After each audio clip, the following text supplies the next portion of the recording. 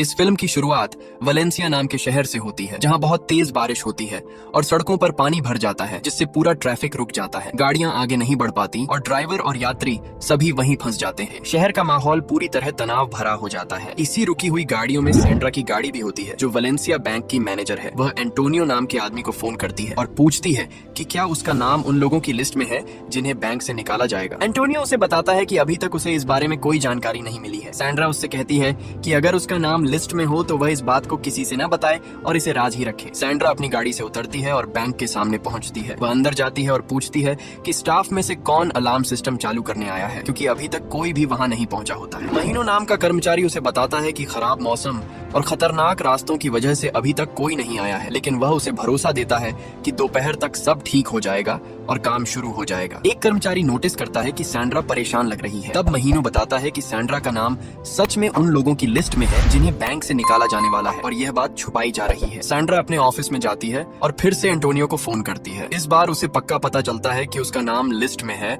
और उसे बैंक से निकालने का फैसला लिया जा चुका है, जिससे वह बहुत दुखी हो जाती है। उसी समय एक हथियारबंद गैंग बैंक पर हमला कर देता है। कुछ लोग एक्सप्लोसिव्स जैकेट पहने होते हैं और बहुत जल्दी वे पूरे बैंक और सभी कर्मचारियों पर कब्जा कर लेते हैं। सैंड्रा अपने ऑफिस में होती है और वॉकिन नाम के अपने रिश्तेदार से फोन पर बात कर रही होती है। वह उससे मदद मांगती है ताकि वह अपनी नौकरी बचा सके, लेकिन वॉकिन कहता है कि वह कुछ नहीं कर सकता। तभी गैंग का एक सदस्य गैलो अपने साथी जैक के साथ उसके ऑफिस में आता है। वे सैंड्रा को पकड़ लेते हैं ताकि वह हिल न सके और उसके बाद वे बैंक के लॉकर तोड़ने की तैयारी करने लगते हैं। वे अपने औजारों से सेफ्टी बॉक्स तोड़ना शुरू करते हैं और साथ ही जमीन के नीचे एक सुरंग भी खोदते हैं ताकि चोरी का सामान बाहर ले जा सके और किसी को पता भी न चले। गैंग का लीडर उरुग्वायो बाकी कर्मचारियों को कंट्रोल में रखने की कोशिश करता है ताकि बैंक के बाहर किसी को भी इस लूट की खबर न लगे और सब कुछ शांत दिखे। लेकिन अचानक उसे पता चलता है कि एक कर्मचारी ने ऑफिस में अलार्म बटन दबा दिया है, जिससे पुलिस को खबर जा चुकी है और उसकी पूरी योजना खतरे में पड़ जाती है। उरुग्वायो बहुत गुस्से में आ जाता है और उस कर्मचारी को मारता है जिसने अलार्म दबाया था। वह सबको धमकी देता है कि अगर किसी ने चालाकी की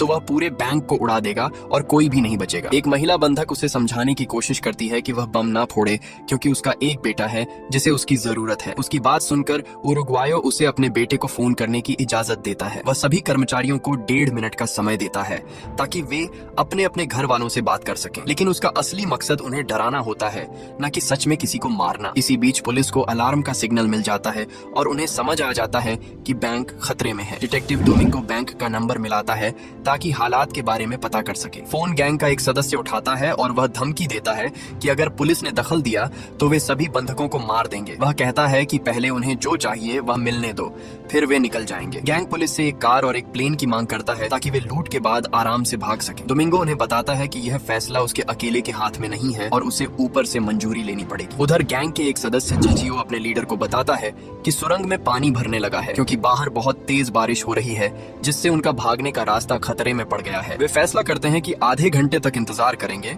ताकि पानी कम हो जाए और वे सुरक्षित तरीके से निकल सके। इस दौरान सैंड्रा गैलो से बात करने की कोशिश करती है। सैंड्रा उसे बताती है कि उसे बैंक से निकाला जा रहा है और अब उसके पास खोने के लिए कुछ नहीं है। वह उसे एक खास लॉकर के बारे में बताती है जिसमें एक बड़ा राज छुपा हुआ है, लेकिन वह पूरी बात बताने से मना कर देती है जब तक गैलो उसे पैसे में हिस्सा देने का वादा नहीं करता। वह चाहती है कि वह भी इस प्लान का हिस्सा बने और फायदा उठाए। दूसरी तरफ जोन्स नाम का एक नेता अस्पताल में कोमा में होता है। उसकी पत्नी मरीना उसके पास बैठी होती है और तभी वह टीवी पर बैंक लूट की खबर देखती है। ये खबर देखकर वह बहुत घबरा जाती है और तुरंत अपने दोस्त डिटेक्टिव जूलियो को फोन करती है ताकि सच्चाई जान सके और अपने पति के बारे में चिंता जताती है। जूलियो कहता है कि उसे अभी इस बारे में कुछ पता नहीं है। तब मरीना उसे बताती है कि उसके पति जोन्स का एक लॉकर उसी बैंक में है जो बहुत खतरनाक राज छुपाए हुए है। वह कहती है कि अगर किसी ने वह लॉकर खोल लिया तो जोन्स की जान खतरे में पड़ सकती है। जूलियो उसे शांत करने की कोशिश करता है और कहता है कि वह इस मामले में मदद करेगा। इसके बाद जूलियो अपने साथी ऑफिसर फैन को फोन करता है और उसे पूरी बात बताता है। वह कहता है कि उसे नहीं पता अंदर क्या है, लेकिन जरूर कुछ बहुत जरूरी और खतरनाक है। उसी समय सैंड्रा गेलो को एक वीडियो दिखाती है जिसमें जोन्स बैंक के लॉकर रूम में आता है और एक हार्ड डिस्क को अपने बॉक्स में छुपाता हुआ नजर आता है। सैंड्रा बताती है कि पहले जोन्स एक बड़े घोटाले में फंस चुका है जब उसकी एजेंसी के एक कर्मचारी ने उसके राज खोल दिए थे और मीडिया में उसकी बहुत बदनामी हुई थी। वह कहती है कि जोन्स ने अपनी सारी गलत कामों की जानकारी और सरकार के अंदर जिन लोगों ने उसकी मदद की उनकी जानकारी उस हार्ड डिस्क में रखी है और उसे लॉकर में छुपा दिया है। गैलो सैंड्रा को कुछ हीरे लाकर देता है ताकि वह उसे उस लॉकर का नंबर बता दे जिसमें जोन्स ने हार्ड डिस्क छुपाई है। सैंड्रा हीरे लेकर उसे बताती है कि उस बॉक्स का नंबर 314 है। उसी समय उरुग्वायो डिटेक्टिव डोमिंगो को फोन करता है और कहता है कि बैंक में खाना भेजा जाए। वह चेतावनी देता है कि खाने में कोई दवा ना मिलाए, क्योंकि वे पहले उसे बंधकों पर जांचेंगे। कुछ देर बाद गैंग को पता चलता है कि सुरंग में पानी और बढ़ रहा है। जीजीओ अपने साथियों को बताता है कि अगर वे जल्दी नहीं निकले तो उनका रास्ता पूरी तरह बंद हो जाएगा। बैंक के बाहर पुलिस पूरी तरह घेराबंदी कर लेती है। अंदर गैंग कुछ कर्मचारियों को बॉम्ब बेल्ट पहनाकर खड़ा कर देता है और उन्हें हिलने से मना करता है, वरना बम फट जाएगा। गैलो वापस लॉकर वाले हिस्से में जाता है और अपने साथी को बताता है कि जोन्स का बॉक्स नंबर 314 है। उसका साथी शक करता है कि गैलो उन्हें धोखा दे रहा है और सिर्फ उस बॉक्स के लिए आया है। वह बाकी गैंग को बताने के लिए जाने लगता है, लेकिन गैलो कहता है कि यह जानकारी उसे सैंड्रा ने दी है। फिर भी गैंग उसे मजबूर करता है कि वह जल्दी से सुरंग में उतर जाए। गैंग के सदस्य लूट का सामान लेकर सुरंग में उतरने लगते हैं। आखिरी आदमी एक मजबूत रस्सी से मेज को खींचकर सुरंग के मुंह को बंद कर देता है ताकि कोई देख ना सके। उनमें से एक आगे जाकर देखता है कि क्या तैरकर बाहर निकला जा सकता है, लेकिन पानी का बहाव बहुत तेज होता है और वह सांस नहीं ले पाता और वापस लौट आता है। यह देखकर गैंग फैसला करता है कि वे वापस बैंक में लौटेंगे। वे अपनी पूरी ताकत लगाकर मेज हटाते हैं और फिर से ऊपर चढ़कर बैंक के अंदर आ जाते हैं। उसी समय पुलिस बैंक पर हमला करने का फैसला करती है। डोमिंगो गैंग से बात करता है और कहता है कि खाना आ गया है और दरवाजा खोलकर ले लो। एक गैंग सदस्य दरवाजा खोलने जाता है, जबकि पुलिस बाहर छुपकर तैयार खड़ी होती है ताकि जैसे ही वह बाहर आए उसे पकड़ सके। लेकिन दरवाजा खुलने से ठीक पहले पुलिस को ऑपरेशन रोकने का आदेश मिल जाता है और सभी पीछे हट जाते हैं, जिससे मौका हाथ से निकल जाता है। उधर कुछ अधिकारी इकट्ठा होकर इस मामले पर बात करते हैं। उन्हें पता चलता है कि एक अफसर ने उरुग्वायो के साथ मिलकर जोन्स का हार्ड डिस्क चुराने का सौदा किया था। ये सुनकर बाकी लोग गुस्से में आ जाते हैं, क्योंकि उसने बिना बताए ये फैसला लिया था। वे तय करते हैं कि अब इस केस को पाउलो नाम का नया डिटेक्टिव संभालेगा। पाउलो उनका भरोसेमंद आदमी होता है और उसे जिम्मेदारी दी जाती है कि वह हार्ड डिस्क मिलने पर उन्हें दे। अब सारी योजना उसके हाथ में आ जाती है। इधर गैंग आपस में बात करता है और कहता है कि जब तक उनके पास जोन्स का बॉक्स है तब तक वे सुरक्षित हैं और इससे वे अधिकारियों को ब्लैकमेल कर सकते हैं। दोस्तों, अगर आपको कहानी यहाँ तक मजेदार लग रही है तो एक छोटा सा काम जरूर करना, वीडियो को लाइक और चैनल को सब्सक्राइब करना और कमेंट में बताना कि आगे क्या होगा। इससे हमें और ऐसी कहानी लाने का हौसला मिलता है। अब देखते हैं आगे क्या होता है, क्योंकि मामला और ज्यादा खतरनाक होने वाला है और हर किसी की चाल अब सामने आने वाली है। जब उरुग्वायो को पता चलता है कि सैंड्रा ने गैलो को बॉक्स नंबर बताया था तो उसे यकीन हो जाता है कि उसने पैसे लेकर यह काम किया है। वह गुस्से में आ जाता है और उसे ढूंढने लगता है। वह बाथरूम के दरवाजे पर जोर जोर से मारता है जहां सैंड्रा छुपी होती है। अंदर जाकर वह उस पर हमला करता है और पूछता है कि उसे इसके बदले में क्या मिला है। जीजीओ और उरुग्वायो के बीच झगड़ा हो जाता है, क्योंकि दोनों इस बात पर लड़ने लगते हैं। उरुग्वायो बाथरूम में एक बैग ढूंढता है जिसमें हीरे होने चाहिए थे, लेकिन बैग खाली होता है और यह देखकर वह और ज्यादा गुस्से में आ जाता है। उसे समझ आ जाता है कि सैंड्रा ने हीरे निगल लिए हैं ताकि कोई उनसे वापस ना ले सके। उधर गैंग का एक सदस्य लोको हार्ड डिस्क खोलने की कोशिश करता है, लेकिन उसमें एक चेस जैसा खेल होता है जिसमें गलत चाल चलने पर सारा डेटा मिटने लगता है। वह गलती कर देता है और हार्ड डिस्क का सारा डेटा अपने आप मिटने लगता है। वह उसे बचाने की कोशिश करता है, लेकिन वह पूरी तरह फेल हो जाता है। कुछ समय बाद डिटेक्टिव पाउलो केस संभालता है और बैंक में फोन करता है। उरुग्वायो फोन उठाता है और पुलिस की मौजूदगी पर गुस्सा जाहिर करता है। पाउलो उसे कहता है कि अब सब कुछ अलग तरीके से होगा और वह उससे आमने सामने बात करना चाहता है। उरुग्वायो पहले मना करता है, क्योंकि उसे डर होता है कि उसे मार दिया जाएगा, लेकिन पाउलो वादा करता है कि कोई गोली नहीं चलेगी और वह बैंक के दरवाजे पर मिलने के लिए तैयार हो जाता है। 5 मिनट बाद वह बाहर आता है। पाउलो उससे बात करता है और कहता है कि उसका प्लान फेल हो गया है,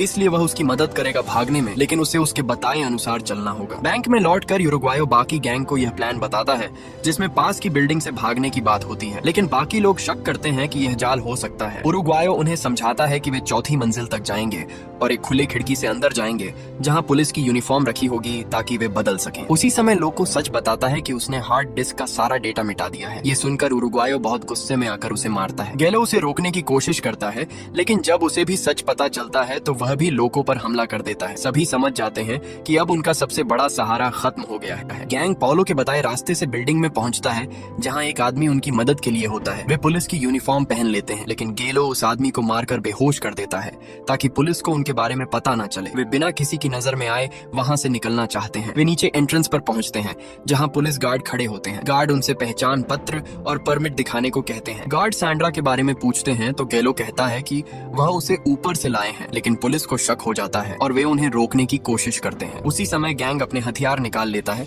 और पुलिस भी जवाब में बंदूक तान देती है। दोनों तरफ से गोलीबारी शुरू हो जाती है और हालात बहुत खतरनाक हो जाते हैं। इस लड़ाई के दौरान सैंड्रा के हाथ में गोली लग जाती है और वह घायल हो जाती है। गैलो उसे सहारा देता है ताकि वह बाहर निकल सके और उसे सुरक्षित जगह तक ले जाने की कोशिश करता है। गालो और उरुग्वायो दोनों को उसके लिए दुख महसूस होता है। गैंग फैसला करता है कि सैंड्रा को यहीं छोड़ना होगा ताकि वे उसे और खतरे में न डालें। उरुग्वायो उससे कहता है कि वह पुलिस को जितनी देर हो सके रोके रखे। वे उससे अलविदा कहते हैं और उसे वहीं छोड़कर आगे बढ़ जाते हैं। उरुग्वायो पाउलो को फोन करता है और वह उससे कहता है कि वह सरेंडर कर दे और अपने काम की जिम्मेदारी ले, लेकिन उरुग्वायो साफ मना कर देता है। वह धमकी देता है कि अगर आधे घंटे में उन्हें भागने के लिए गाड़ी नहीं मिली तो वह हर 15 मिनट में एक बंधक को मारना शुरू कर देगा। कॉल खत्म होने के बाद पाउलो हुलियो से बात करता है और समझता है कि उन्हें बहुत सोच समझकर कदम उठाना होगा क्योंकि गैंग खतरनाक है और हर चाल सोचकर चलता है। दोनों इस बात पर सहमत होते हैं कि गैंग को बिना बंधकों के ही बैंक से बाहर निकलना होगा ताकि किसी की जान खतरे में ना पड़े। उधर उरुग्वायो और गालो लॉकर रूम में बैठते हैं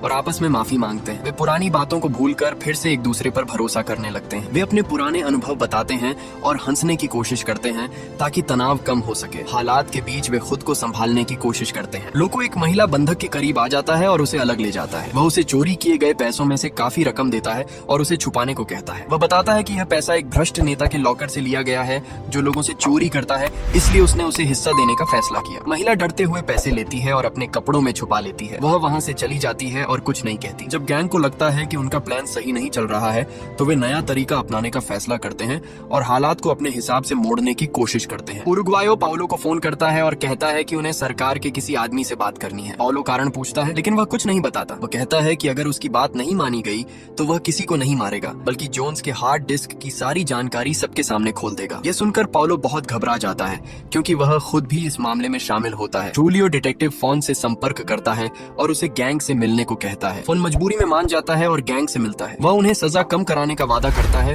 बदले में हार्ड डिस्क मांगता है, लेकिन गैंग उसे धोखा देता है और कहता है कि उन्होंने उसमें उसके और उसके अफसरों के वीडियो देखे हैं और वे देश छोड़ना चाहते हैं। उरुग्वायो उससे गाड़ी लाने को कहता है ताकि वे बैंक से निकल सकें। दूसरी तरफ सैंड्रा को अस्पताल में भर्ती कराया जाता है। फैन की सेक्रेटरी उससे मिलने आती है और गैंग के बारे में पूछती है। सैंड्रा कुछ नाम बताती है और कहती है कि वे एक दूसरे पर भरोसा नहीं करते थे, लेकिन वह हार्ड डिस्क के बारे में कुछ नहीं बताती। फोन उरुग्वायो को फोन करता है और कहता है कि पहले वीडियो दिखाओ। जब उरुग्वायो मना करता है तो फोन को शक हो जाता है कि वह झूठ बोल रहा है। वह अपने अफसर को सब बताता है और वे बैंक पर हमला करने का फैसला लेते हैं। पुलिस गैंग के लिए बस भेजती है और बंधकों को बाहर निकाला जाता है, लेकिन असल में गैंग ने अपने कपड़े बंधकों से बदल लिए होते हैं। पुलिस बंधकों को ही गैंग समझकर पकड़ लेती है और असली गैंग आराम से निकल जाता है। जब तक सच्चाई सामने आती है तब तक बहुत देर हो चुकी होती है। गैंग अपने बनाए हुए गुप्त रास्ते से सुरंग में जाता है क्योंकि अब पानी कम हो चुका होता है और रास्ता खुल चुका होता है। आखिर में गैंग देश छोड़कर भाग जाता है और अपने नए जीवन की शुरुआत करता है जैसे कुछ हुआ ही ना हो। इसी के साथ कहानी का अंत होता है। अगर आपको ये कहानी पसंद आई हो तो वीडियो को लाइक और चैनल को सब्सक्राइब करना न